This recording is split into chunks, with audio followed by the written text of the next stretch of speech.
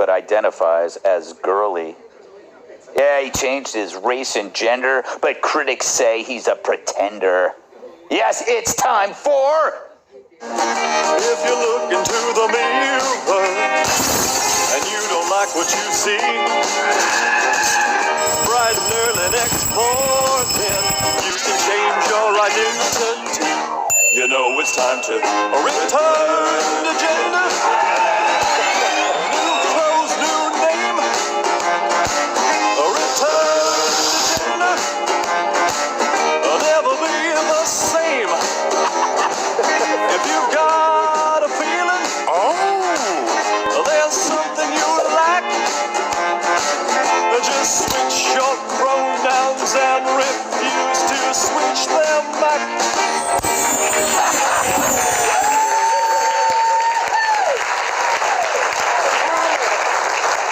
Well done, Gene. You get to stay another day. That's pretty good, I gotta say. So check out Indiana Councilman Ryan Webb. He's a gun-toting, American-loving, staunch Republican white dude who says he's now a transgender lesbian woman of color. Yes, he checks more boxes than a clerk at Foot Locker. You get that? You know when they go back and they look for your size? It's checking boxes. See, now you get it. It's kind of cute, isn't it? And now he's in the running for a cabinet post. And all I can say is, you go, girl. Yep. And by go, I mean go standing up at a urinal. Quote, I identify as a woman, and not just any woman, but as a woman of color. I guess this would make me gay/lesbian as well, since I'm attracted to women. Until today, we didn't have any females of color or LGBTQIAPC+++. On the council, I'm glad that now we do. Well said. He also told us he's gotten a lot of hate, intolerance, racism, and bigotry from the political left, but the reaction is being dwarfed by messages of love and support. Can you use dwarf as a verb? Yes. I don't know if I like that. Would you like it if we used you as a verb? But I wonder if Webb is being dead serious, and this isn't a joke. I'm being dead serious. This isn't a joke. I said what I said. I don't know what to tell you. You don't get to question me. You do not get to require proof from me. You were part of the movement to help establish these rules and set the bar. He's got a point there. Ryan's just giving the left a taste of their own medicine, except this time those meds aren't puberty blockers being fed to confused kids. And despite his new identity, Webb said he'll retain his preferred he/him pronouns and his penis. That way he can still compete in women's swim sports.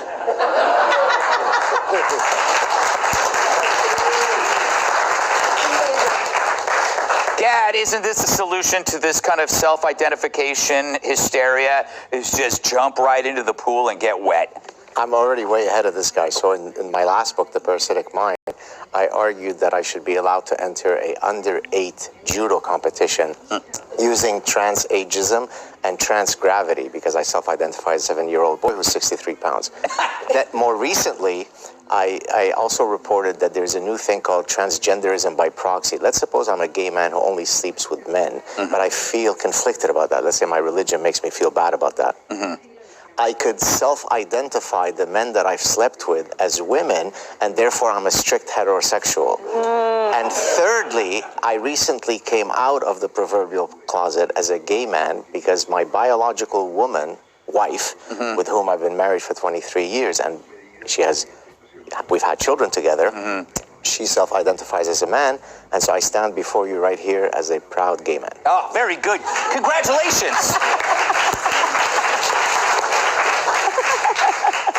I think, Jason, that I think that we should be able to identify as specific people who are already have an identity.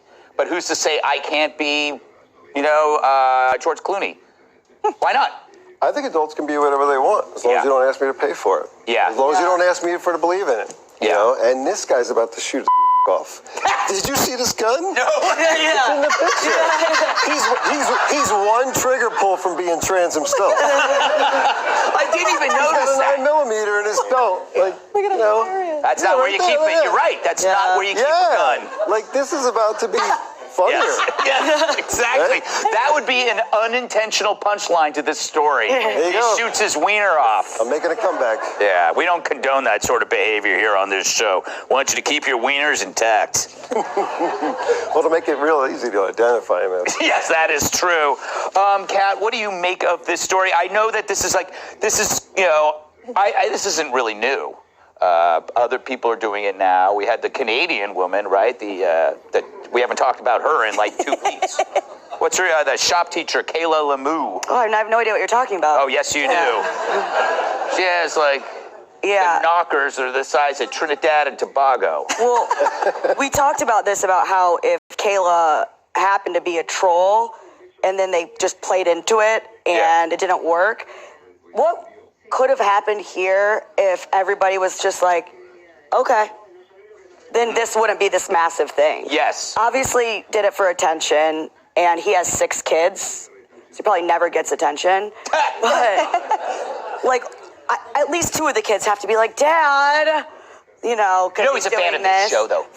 Sure. He's got to be a fan. This isn't necessarily a new thing. People say stuff like this all the time. Yeah. And he got a lot of attention. If people would have just said, okay, sure, but instead of saying that like he's making people unsafe or threat, it's like, no, it's like kind of a joke, essentially, that people have told before, which is a lot different than putting someone in a position of being not safe. If people just said, yes, ma'am, then it would have been a completely different story. It's a kind of where a joke becomes performance art, which is oftentimes the best kind of joke, Emily. Have you ever thought about, identifying as something other, anything?